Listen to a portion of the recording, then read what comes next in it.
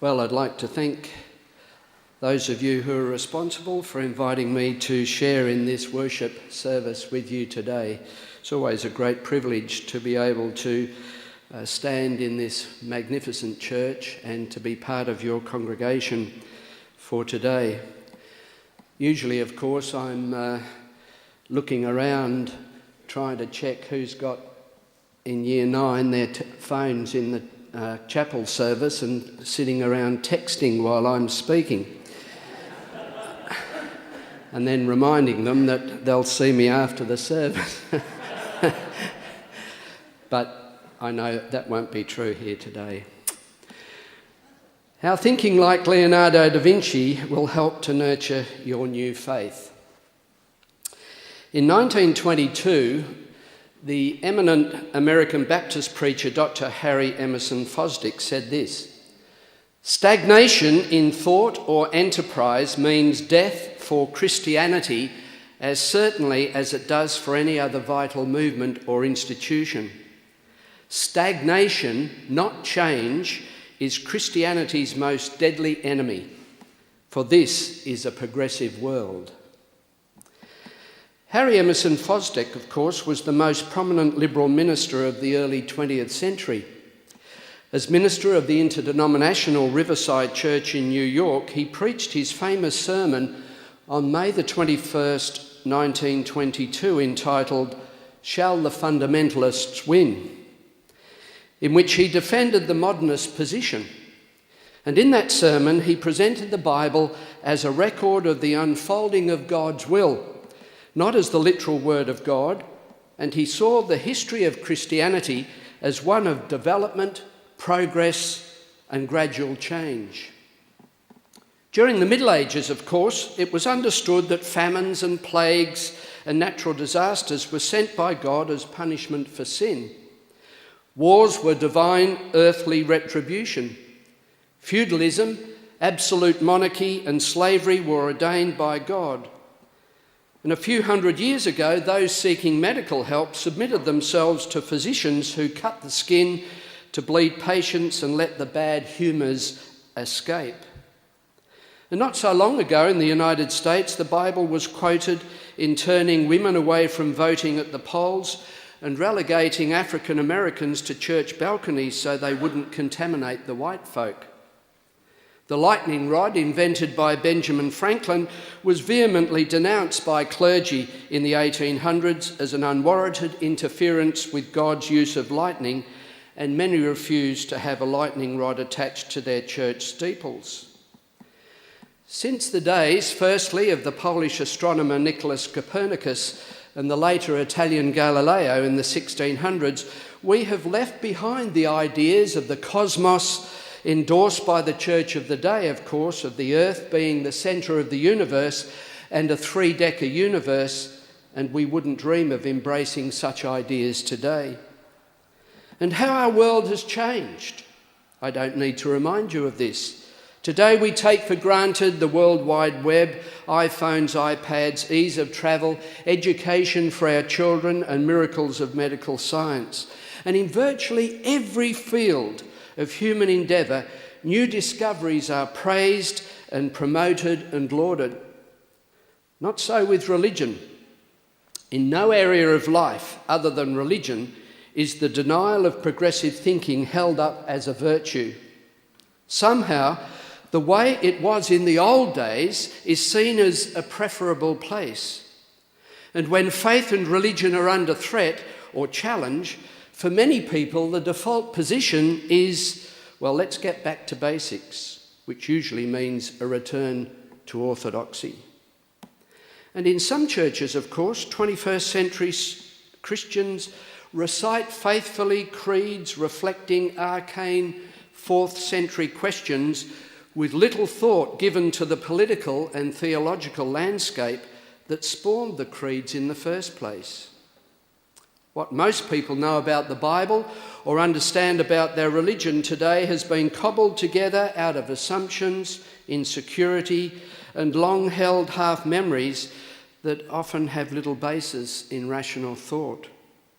And that being the case, The resistance some people have to expanding their religious horizons can be fiercely irrational. New understandings are feared and discredited. Don't mess with what I've believed since I was a child, people often say. But of course, even the Bible is full of examples of changing perceptions and descriptions of the divine-human relationship. Not only does the character of Jesus change from one gospel to the next, and sometimes profoundly, but the whole nature of the divine changes over the course of the biblical story. While wandering in the desert, the Hebrews carried God in a box. And when that proved vulnerable to enemy attack, God was promoted to a throne in the sky above. So the whole of Jewish and Christian scriptures are awash with change and more change. And yet the fallacy that the Christian faith is a static belief system offering absolute truths for the believer remains often the predominant message preached and believed by many in Christendom today. Last year I heard Michael Geld, the author of How to Think Like Leonardo Da Vinci, speak at a conference in Brisbane. In his research into Leonardo, he distilled a number of principles about the way Leonardo thought. And I'd like to share some of them with you today and perhaps encourage you to apply them as a way of nurturing and stimulating our journey into the new faith. Leonardo was born on Saturday, 15th of April, 1452. His mother, Caterina, was from a small village about 60 kilometres from Florence. His father, Ser Piero da Vinci, was not married to his mother and was a prosperous accountant. Maybe there was a bit of a tax break in that, I don't know. I'm a bit unfair to accountants, of course. But Leonardo was apprenticed to Verrocchio, and his first painting was of an angel and a bit of the landscape in the lower left-hand corner of Verrocchio's baptism of Christ. It was said that the master was so impressed with the colour of the angel that he didn't paint again. It would take an encyclopedia, of course, to begin to do justice to the full scope of Leonardo's accomplishments, but in the area in which he is famous for, art, he transformed the direction of art. He was the first Western artist to make landscape the prime subject of a painting, and he pioneered the use of oil paints and the application of perspective. Now, I've got to be very careful this morning because my brother-in-law, who is an Italian scholar, Dr David Fairservice, I think, is here in the service this morning, and I'm going to use some Italian words, and I know he's going to pick me up afterwards and tell me that I mispronounce them, which I guess is fair enough. But the first principle of Leonardo's thinking was curiosity, an insatiable, curious approach to life and an unrelenting quest for continuous learning. As a child, Leonardo possessed an intense curiosity about the world around him. He was fascinated with nature, showed a remarkable gift for drawing and loved mathematics. And great minds, of course, go on asking confounding questions with the same intensity throughout their whole lives. Curiosity fueled the wellspring of Leonardo's genius throughout his adult life. And the historian Kenneth Clark said of him, he wouldn't take yes for an answer. His inexhaustible quest for truth also inspired him to look at reality from unusual and extreme perspectives. His drawings of a rose from 3 different directions demonstrates this. And so perhaps we need to ask ourselves this morning whether we have a curiosity about our own faith. Our understanding of the new faith means that old Christian assumptions and traditions are interrogated in order to reframe, to reject, or to renew them. The language we use about God, the way in which we understand and experience the divine-human relationship, the relationship between science and religion and postmodern consciousness are major areas which engage the intellectual efforts of modern Christians.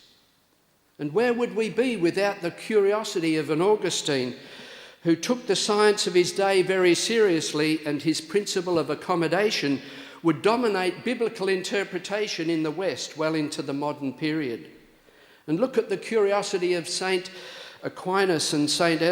Anselm in exploring ideas for the existence of God. And in our own day, what about the curiosity of a Paul Tillich and a Don Cupid, or Jack Spong or Richard Holloway, to challenge our thinking about our faith? So that's the first principle, curiosity. The second one is demonstratione. This was the principle of a commitment to test knowledge through experience, persistence, and a willingness to learn from mistakes. Experience is the source of wisdom, and Leonardo made the most of his experiences in the studio of his master painter and sculptor, Andrea del Verrocchio. His practical orientation, penetrating intelligence, curiosity, and independent spirit led him to question much of the accepted theory and dogma of his time. He rejected the idea that fossils that he found as he wandered over the hills of Lombardy were deposits from the biblical flood. And when he wanted to learn anatomy, he dissected more than 30 human bodies and countless animal corpses. Throughout his life, Leonardo described himself as a discepolo della esperienza, a disciple of experience. He taught himself Latin in 1494 at the age of 42 to gain a deeper knowledge of the classics. The Da Vinci scholar Professor Edward McCurdy emphasises that Leonardo was in the habit of studying all classical and medieval authorities obtainable on the subjects in which he was interested. However, despite mistakes and disasters and failures and disappointments, Leonardo never stopped learning, exploring and experimenting. He demonstrated a Herculean persistence in his quest for knowledge. And next to a drawing of a plough in his notebook, Leonardo proclaimed, "I do not depart from my furrow." So in applying this principle to our new faith, how much time and energy do we expend in the pursuit of knowledge about our faith? In my previous parish at St Leonard's, we had a group of people who met once a month to study books written by Richard Holloway, Don Cupid, Spong, Dominic Crossan and Marcus Borg, and others, Dr Francis Macnab's books, as a way of exploring and experiencing new understanding of their faith. The group was appropriately called the Seekers. So are we reading books that stretch your understandings of the Christian faith and nurture your new faith? And the third principle is sfumato, literally means going up in smoke. This principle of Leonardo's thinking is the willingness to embrace ambiguity, paradox, and uncertainty. As we awaken our powers of curiosity, probe the depths of our experience, we often come face to face with the unknown. And keeping our minds open in the face of uncertainty is the single most powerful secret of unleashing our creative thinking and potential. This word translates as turned to mist or going up in smoke.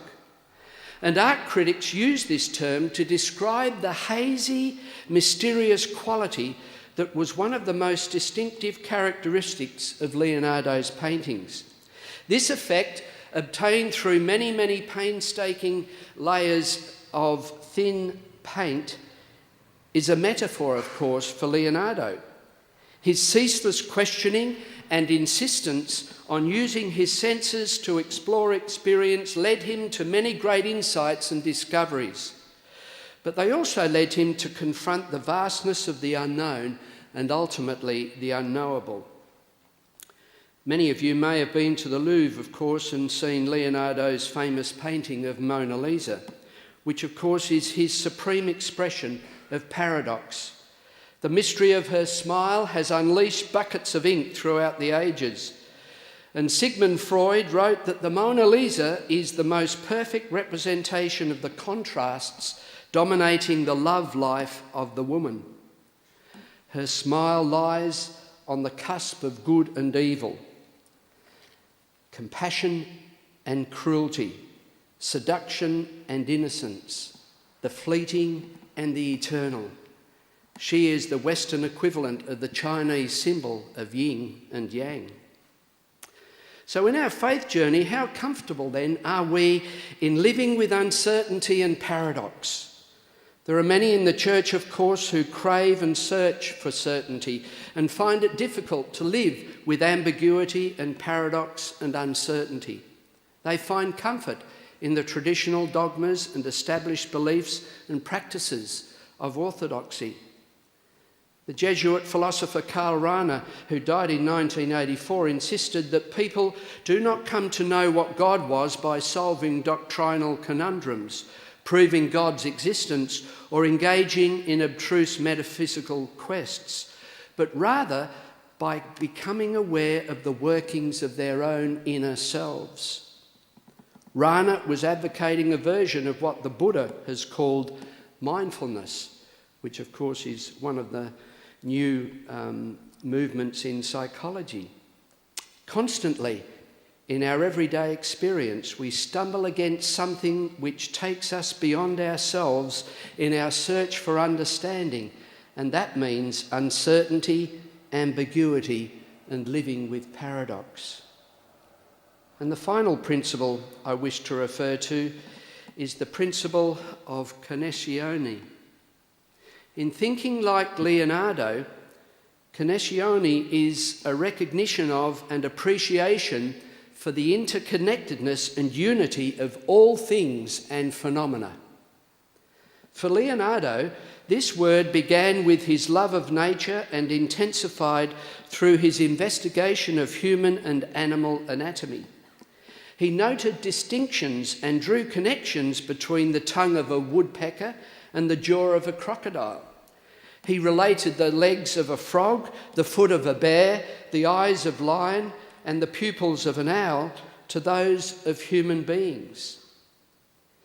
The physicist David Bohm's theory of the holographic universe, which suggests, of course, that the genetic code of the universe is held in every atom, just as a strand of DNA holds the entire genetic code of an individual, wrote in 1980, "Everything is enfolded into everything." And 500 years earlier, Leonardo had noted this in his notebook: "Everything comes from everything, and everything is made out of everything, and everything returns into everything." In the world of ideas and religion, many of you, of course, have read some of Karen Armstrong's books, but her latest book about the axial era, which is called The Great Transformation, the World in the Time of Buddha, Socrates, Confucius and Jeremiah, in the short span of time, around 800 to 400 years before Christ, a new religious consciousness emerged in the traditions of China, India and the Middle East. And Karen Armstrong says that during this axial age, there was a need to craft a new vision because humanity had taken a social and psychological leap forward. People had discovered that each person was unique. This is why so many of the religious spiritualities were preoccupied with the discovery of the self. And this self-consciousness is connected, of course, to a universal consciousness, which was explored through Confucianism, Buddhism, Hinduism, and the spiritual journey of the Israelites. And so today, we are making another quantum leap forward. Our technology has created a global society, which is interconnected electronically, militarily, economically and politically. And we have to develop this global consciousness because whether we like it or not, we all live in one world. And that global consciousness has great implications for us as Christians in the way we live out in a practical sense, our faith and the way in which we enter into dialogue with other faiths as we seek to connect to that universal consciousness which Christians call God, Muslims call Allah, and Hindus call Brahman.